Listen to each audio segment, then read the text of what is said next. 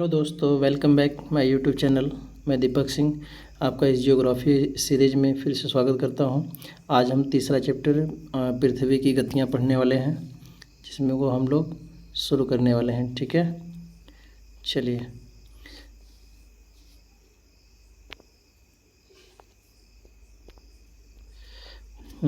जैसा कि आप जानते हैं कि पृथ्वी की गति दो प्रकार की होती है, घूर्णन एवं परिक्रमण।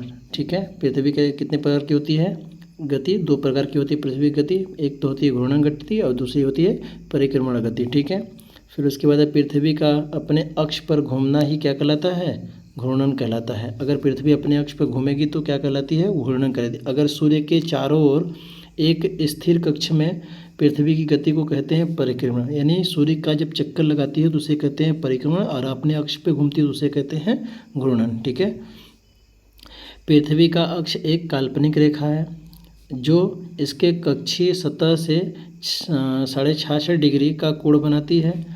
वह समतल जो कक्ष के द्वारा बनाया जाता है उसे कक्षीय समतल कहते हैं। अर्थात कहने का मतलब क्या हुआ, पृथ्वी क्या होती है? पृथ्वी का अक्ष जो होता है वो कैसा होता है? एक काल्पनिक रेखा होता है। जैसे पृथ्वी हमारी, इसका जो अक्ष होगा वो क्या होता है? एक काल्पनिक रेखा होता है। ठीक है, क्या होता है? ये एक काल्पनिक रेखा होता है जिसके कक्षीय सतह से 66.5 डिग्री, कितना डिग्री? 66.5 डिग्री, ठीक है, पर कोण बनाती है। वह समतल जो कक्ष के द्वारा बनाया जाता है उसे कक्षीय समतल कहते हैं। क्या कहते हैं उसे? कक्षीय समतल। ठीक है, फिर आगे क्या है? पृथ्वी सूर्य से प्रकाश प्राप्त करती है। जो पृथ्वी हमारी होती है उसके पास कोई प्रकाश नहीं होता, वो किससे प्रकाश लेती है? सूर्य से प्रकाश लेती है। ठीक है, पृथ्वी का आकार गोले के समान होता है। पृथ्वी किस प्रकार की है? गोले के समान होती है, यानी उसका आकार गोले के समान होता है। इसीलिए एक समय में सिर्फ इसके आधे भाग ही सूर्य की रोशनी प्राप्त कर पाते हैं। ठीक है, इसका मतलब क्या हुआ? पृथ्वी क्या होता है? पृथ्वी के ऊपर कोई सूर्य का प्रकाश नहीं होता है। पृथ्वी के ऊपर कोई सूर्य का प्रकाश नहीं होता है, और ये प्रकाश कहाँ से लेता है? सूर्य से लेता है। और एक समय ऐसा आता है कि ये क्या करता है, जब ये सूर्य के चारों ओर घूमता है तो एक समय ऐसा आता है कि इसके आधे भाग पे क्या पड़ती है? रोशनी पड़ती है, आधे भाग पे नहीं पड़ती है। ठीक है, फिर क्या है? सूर्य की ओर वाले भाग में दिन होता है, जहाँ पे रोशनी पड़ती है उसे उधर क्या होता है? दिन होता है। और दूसरा भाग जहाँ पे सूर्य दूर होता है वहाँ रात होती है, था जहाँ पे सूर्य की रोशनी नहीं पड़ती है वहाँ क्या होता है? रात होता है। ग्लोब पर वह वृत्त जो दिन तथा रात को विभाजित करता है उसे प्रदीप्त कहते हैं। उसे क्या कहते हैं? प्रदीप्त। किसे कहते हैं भाई?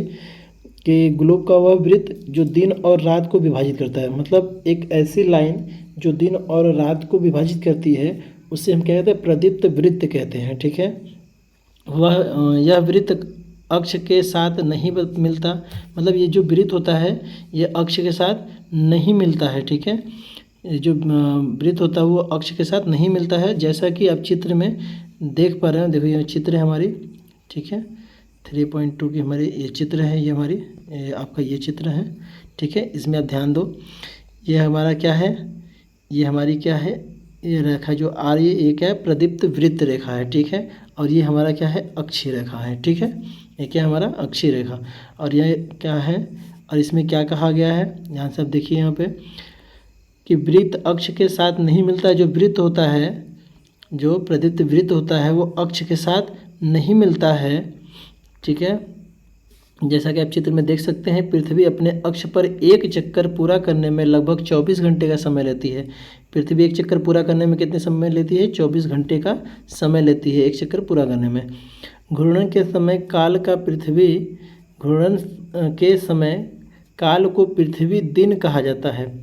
ठीक है, पृथ्वी दिन कहा जाता है, मतलब घूर्णन के समय जो टाइम पीरियड लगता है, यानी जो समय अंतराल होता है घूर्णन करने के टाइम में, उसे पृथ्वी का दिन कहते हैं। यानी जो मतलब दिन भर में जो सूर्य घूमता रहता है जब तक रोशनी पड़ी रहती है उसे कहते हैं दिन कहते हैं। ठीक है, वह पृथ्वी की दैनिक गति होती है, उसे कहते हैं पृथ्वी की वह दैनिक गति होती है, अर्थात 12 घंटे का जो होता है उसे दिन कहते हैं। यहाँ पर आप देख पा रहे हो, तो देखो ये चित्र है आपका। ठीक है, ये आपकी कक्षीय समतल रेखा है, ये आपकी जो है कक्षीय समतल रेखा है। ये 60.5 डिग्री पे 67.5 डिग्री पे झुका हुआ है। ये हमारी कर्क रेखा है, ये हमारी क्या है विषुवत रेखा, ये हमारी मकर रेखा, ये हमारा क्या है उत्तरी दक्षिणी ध्रुव है, और ये हमारी क्या है 23.5 डिग्री की चैन है, और ये हमारा 66 डिग्री पे क्या है झुका हुआ है। ठीक है, आगे बढ़ते हैं। अगर पृथ्वी घूर्णन नहीं करे तो क्या होगा? सूर्य के तरफ वाले भाग में पृथ्वी के भाग में हमेशा दिन होगा, जिसके कारण उस भाग में गर्मी लगातार बढ़ेगी। दूसरे भाग में हमेशा अंधेरा होगा या पूरे समय ठंड पड़ेगा। इस तरह की व्यवस्था में जीवन संभव नहीं है। ठीक है, यानी जो हमारा पृथ्वी है उस पर क्या होता है, सूर्य की किरणें बराबर पड़े। अगर ऐसा हो जाए कि हमारा जो पृथ्वी है इस तरह से क्या है हमारा, आपको दिखा रहे हैं यहाँ पे आ जाए, ये हमारी जो पृथ्वी है इसके एक भाग पे क्या हो सिर्फ और सिर्फ रोशनी ही पड़े और दूसरे भाग पर रोशनी न पड़े तो क्या होगा? क्या ऐसा क्या होगा? देखिए ये आपकी सूर्य है, ये सूर्य से रोशनी पड़ी, इस भाग पे रोशनी पड़ रही है, इस भाग पे रोशनी नहीं पड़े। अगर ऐसा हमेशा के लिए रह जाए तो क्या होगा? तो इस भाग में हमेशा होने की वजह से इस पर गर्मी बहुत ज़्यादा हो जाएगी, इस पर क्या हो जाएगा ठंड हो जाएगा, जिस पे जीवन इससे इस आकृति पे क्या होगा जीवन संभव नहीं हो सकता है। ठीक है, पृथ्वी की दूसरी गति जो सूर्य के चारों ओर कक्ष में होती है उसे परिक्रमण कहते हैं। मैं ऑलरेडी पहले ही बता चुका हूँ कि जब सूर्य के चारों ओर पृथ्वी घूमती है तो उसे कहते हैं परिक्रमण।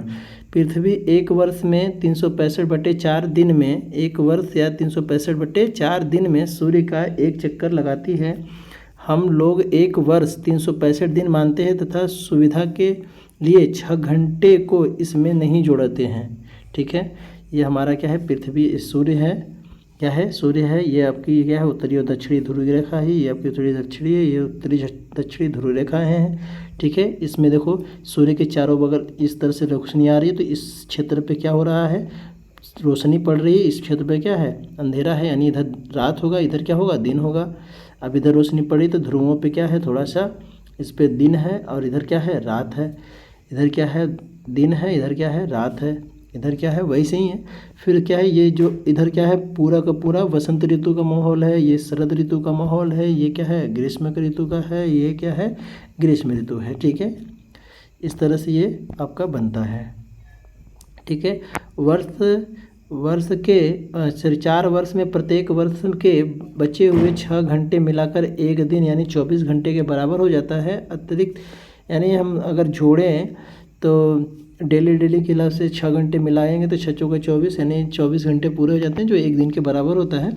इसलिए फरवरी में महीने में एक जोड़ दिया जाता है, कभी 28 की फरवरी होती है, कभी 29 की होती है, यानी 4 साल में एक बार जोड़ देने पर वो 28 से 29 जिसको हम लीप ईयर कहते हैं। यानी लीप ईयर में क्या होता है जो 28 का फरवरी होता है हमारा वो क्या हो जाता है 4 साल के बाद वो 29 की फरवरी बन जाती है, यानी हमारा क्या हो जाता है लीप ईयर हो जाता है इसी की वजह से। ठीक है, फिर क्या है ऐसा वर्ष जिसमें 366 दिन होते हैं उसे लीप वर्ष कहा जाता है। पता लगाइए कि अगला लीप वर्ष कब होगा।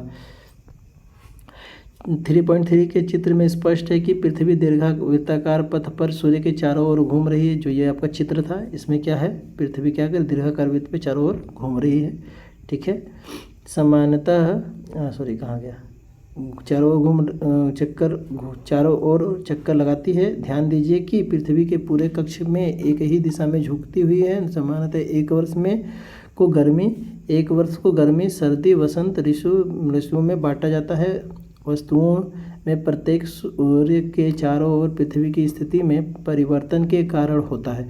मतलब जो हमारी क्या होती है पृथ्वी की जो स्थिति होती है उसमें बार बार ये घुमाव के कारण बदलाव होता है। इसकी वजह से क्या होता है गर्मी सर्दी बसंत ऋतु ये सारी मौसमें क्या होती हैं हमारे आती हैं। ठीक है, और सूर्य की रोशनी क्या करती है बारी बारी से कहीं और अक्ष पे पड़ती रहती हैं। ठीक है, आज के लिए इतना ही, धन्यवाद। कल फिर मिलेंगे इसी टाइम को।